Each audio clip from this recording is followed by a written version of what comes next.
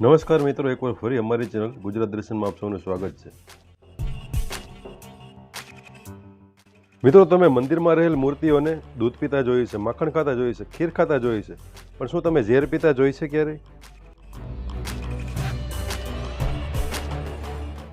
તો મિત્રો, આજરોજ આપણે એક એવા જ મંદિરે પહોંચી ગયા છીએ જ્યાં મંદિરમાં રહેલ મૂર્તિ સાક્ષાત સાપનો ઝેર ચૂસી લે છે.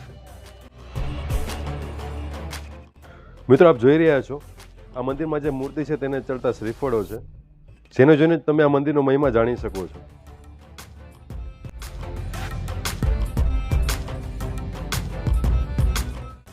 મિત્રો, મંદિર દેખાવમાં ભલે નાનું લાગતું હોય પણ તેનો મહિમા ખૂબ જ મોટો છે. આ મંદિરની આસપાસમાં રહેલ કોઈ પણ વ્યક્તિને સાપ કે ઝેરી જીવ કરડે તો તે લોકો દવાખાને બદલે આ મંદિરે પહોંચી જાય છે. મિત્રો, તમે વિડીયોમાં જોઈ શકો છો આ જ મૂર્તિ છે. માફ કરશો, અમે તમને સામેથી મૂર્તિના દર્શન નથી કરાવી શકતા કારણ કે ભુવાશ્રીની આજ્ઞા ન હતી. આ જ મૂર્તિ છે જે સ્વયં ઝેર ચૂસી લે છે. આ મંદિરના પ્રાંગણમાં જ વાસંગી દાદાનો રાફડો છે અને ભાગ્યમાં હોય તો વાસંગી દાદા આજે પણ ભક્તોને દર્શન આપે છે. ઘણા ભક્તો માનતા પૂર્ણ થયા બાદ તાંબા પિત્તળ કે ચાંદીમાં મઢીને દાદાને મૂર્તિ અર્પણ કરે છે. રાજકોટ નજીક આવેલા કુવાડા ગામથી સરદાર તરફ જતા વચ્ચે હળમતિયા ગુલીડા ગામ આવેલું છે અને વાસંગી દાદાનું અનોખું મંદિર હળમતિયા ગુલીડા ગામના સીમાડે જ આવેલું છે. ભક્તો દ્વારા ચડાવવામાં આવેલી આ સાકર છે જે લગભગ 1 રૂમ ભરાય જેટલી છે. તો મિત્રો, આપણી સાથે હળમતિયા ગુલીડા ગામના માજી સરપંચ એવા ભીખુભાઈ આહિર જોડાઈ ગયા છે, જેમની પાસેથી આપણે જે પ્રસાદનો રૂમ છે એની માહિતી મેળવીએ. કેમ છો ભીખુભાઈ? મજામાં. હવે આ લગભગ 1 વર્ષે આટલો પ્રસાદ ભેગો થાય છે ને? હા, દર વર્ષે અમારે જે દાદાને પ્રસાદ આવે ને શ્રીફળ અને હાકર, એ અહીં જેટલા માણસો હોય ખાય છે અને ખાતા ખાતા પછી આ જગ્યાની બહાર લઈ જવાતું નથી. મંદિરની બહાર નહીં લઈ જાવ. અહીં 500,000 માણસ જે આવે છે એટલું ખાવાનું એટલું ખાય. બાકીનો પ્રસાદ છે ને વધતો કાયમ અમારે સ્ટોક થતો છે. 1 વર્ષની અંદર આ સ્ટોક લગભગ 100-125 મણ હાકર ભેગી થઈ જાય છે. અને એ સ્ટોક છે ને અમે દર વર્ષે પ્રસંગ હોય દાદાનો સપ્તાહ યજ્ઞ જે કાંઈ એમાં આનો જ પ્રસાદ બનાવે છે. બાકીની આ ઘટે એટલી જ પાસે ખાંડ વાપરી છે. એટલે આવી રીતના સાકરનો ઉપયોગ કરી છે આપણે.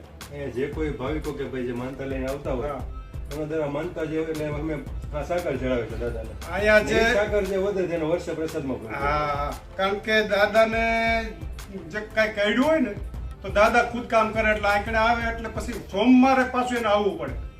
સોમવારે આવે એટલે ખબર પડે દાદાના ભોવા જે છે સપટી નાખે કે તમને વિસી કાઢેલો છે કે મોટું જનાવર.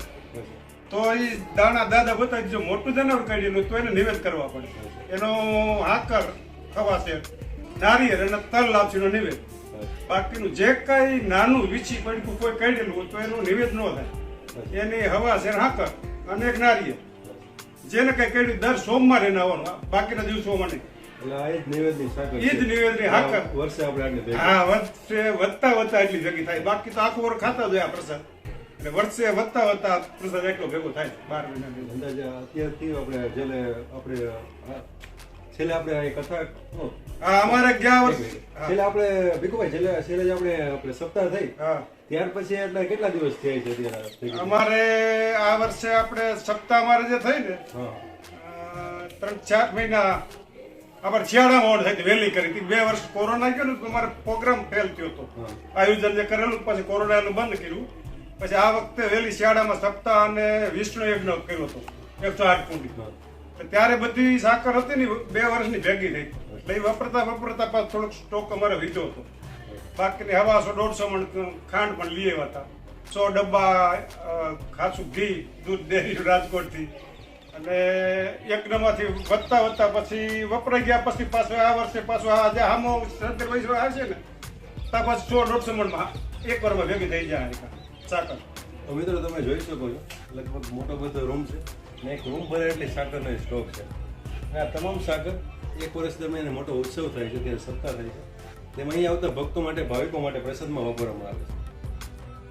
શહેરની ભાગદોડ ભરી લાઈફમાં થોડો સમય કાઢીને હળમતિયા ગુલીડા ગામના સીમાડે આવેલા વાસંગી દાદાના મંદિરની મુલાકાત આપ પણ અવશ્ય લેજો. મિત્રો, ફરી મળીશું એક નવા વિડીયોની સાથે. ત્યાં સુધી જય વાસંગી દાદા.